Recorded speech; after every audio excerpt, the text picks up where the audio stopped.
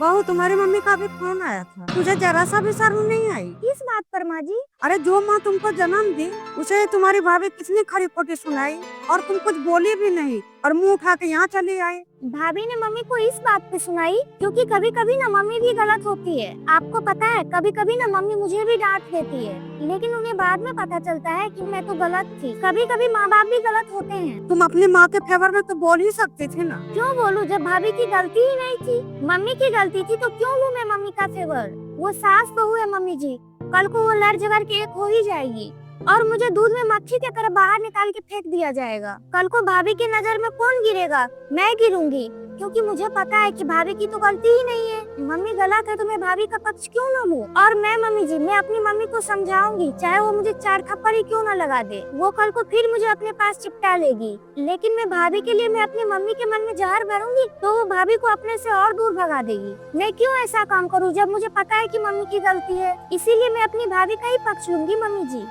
आपको टेंशन लेने की कोई जरूरत नहीं है मम्मी जी, वो मेरे मायके का मैटर है, वो लोग अपने आप सुलझा लेंगे और मुझे भी बीच में बोलने का कोई हक नहीं है, कोई जरूरत नहीं। मायके में बेटी को दखल नहीं, समझदारी दिखानी चाहिए। जोड़ना उसके हाथ में होता है, तोड़ना नहीं।